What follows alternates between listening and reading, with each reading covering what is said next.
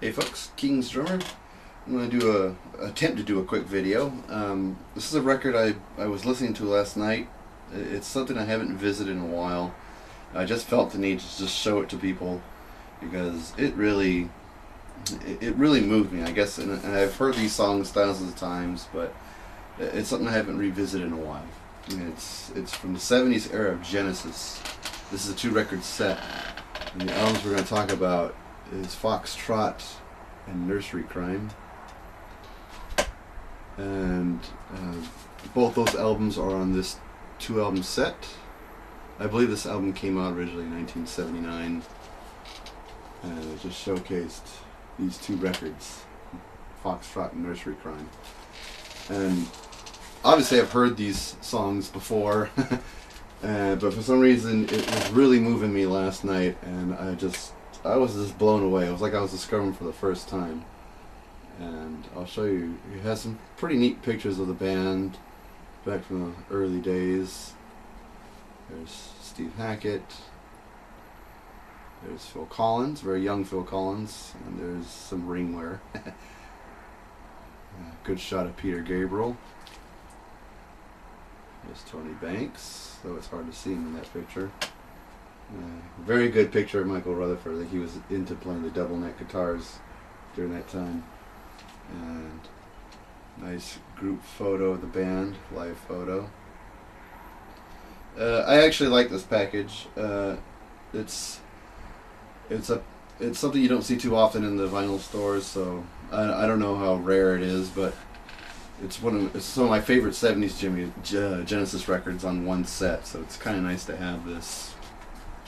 And it is on the Charisma label, or the famous Charisma label, I guess is what it's called. And there's the label to the record. I believe this one I'm showing is Nursery Cryme. And naturally the next one would be Foxtrot on the old Charisma label. Yeah, there's Foxtrot.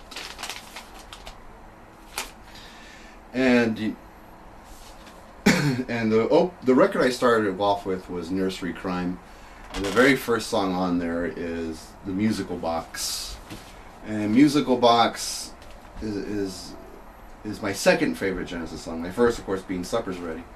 But Musical Box is a very close second.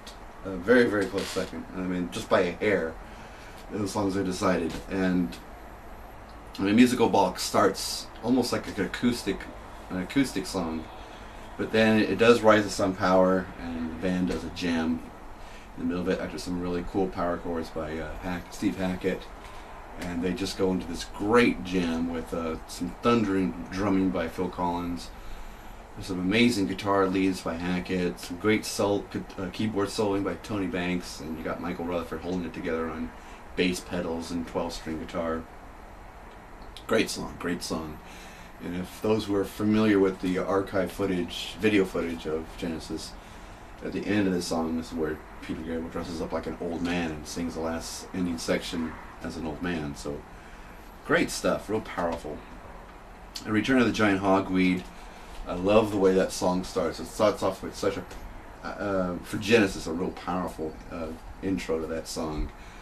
And it always I have old video footage of them singing that on a Belgian television show, and they always look like they just let their hair down during that song and just let it rip.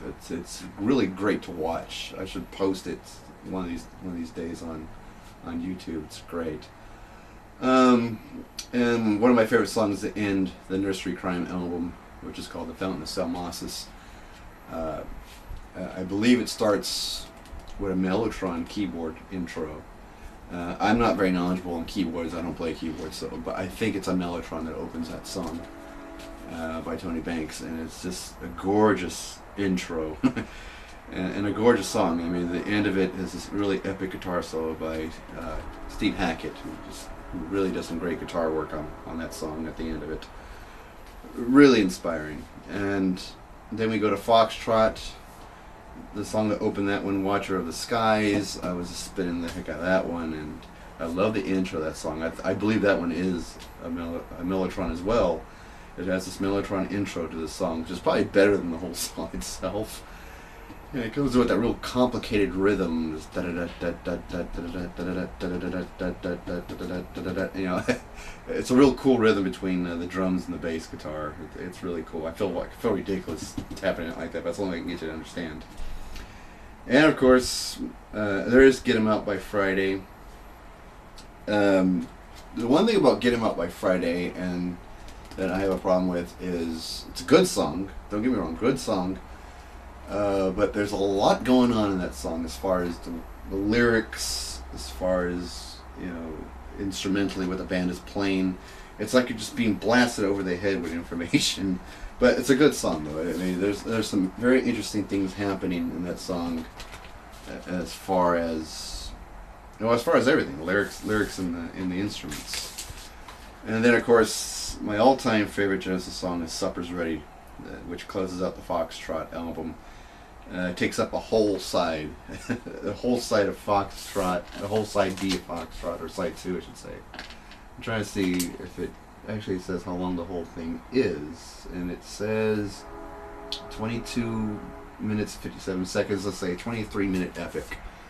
I mean, first there's an acoustic song by Steve Hackett called "Horizons," which is a beautiful acoustic guitar solo, really nice. And then we get into "Supper's Ready," which is basically 7 songs rolled into one big one. And I remember reading about it because I never knew what the concept was about. Apparently, it's about exorcism. So it's this good triumph over evil type of theme that runs throughout the whole concept of the song "Supper's Ready." But what I really like is part 6 of the song, which is called "Apocalypse" in 9/8. That to me is like the best moment in Genesis music.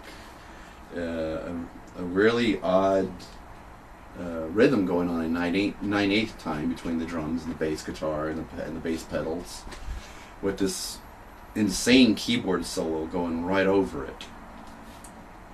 And which leads to the epic ending of the song, part 7, which is called "As Sure as Eggs," which is a really ridiculous title, but not ridiculous when you listen to the words, not ridiculous when you actually hear the music. And those 2 sections I mentioned, I actually got to see live in person when I saw Genesis in 1986.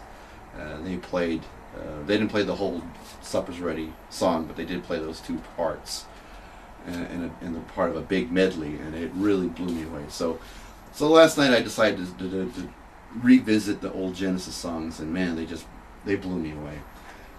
Which has prompted me to listen to CDs at work. You know, I drive a delivery truck, so that means I get to take a lot of CDs with me and listen to my music while I work. So it's kind of nice. And after listening to that record last night, I popped in some of my Genesis bootlegs from back in the day.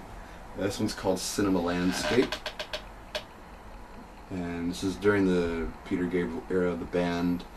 Basically, it's their concert at Shepherd's Bush, which I believe was in '73. I may be mistaken; it might be '74, but I believe it was '73. It's the soundtrack to an archive video. So I think that the album they were promoting at this point was "Sailing England by the Pound," and that's when Peter Gabriel was dressing up in the weird costumes, dressing up like the Flower, the Old Man, like I mentioned. Well, here's a lot of the pictures here of how he was dressing up back in those days. I can't say I'm a big fan of him dressing up, but I have to admit, I guess it's what got the band noticed in those early days. So they weren't relying on just the music only. They had to put some kind of visual presentation along with the music. And I guess they were on a limited budget, so they had to do the best with what they could do.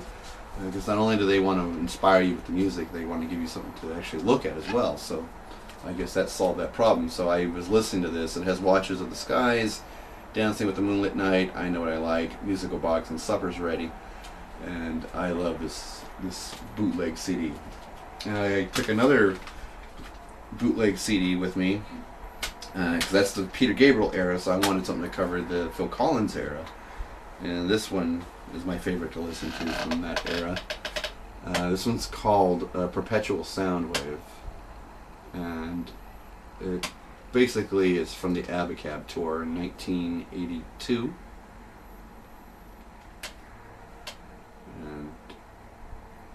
And it basically covers all the Phil Collins era of the band during the very, very early 80s. So, yeah, so that record really got me inspired to listen to some older bootlegs I have of Genesis. Genesis is one of those fusion prog rock bands that has like a ton of bootlegs out there.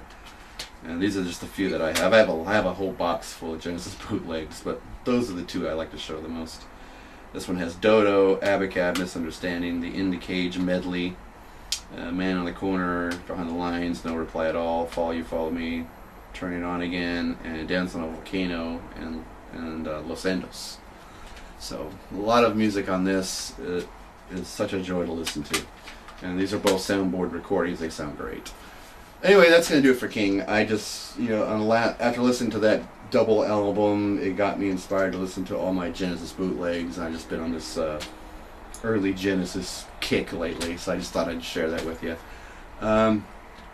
So far, it looks like everyone's back to getting on the love train, as it's put on the VC. Great, because it looked like we were having a tense week last week, but everything seems to be back to normal. That's great to see. Alright, I'll see you guys in the next video.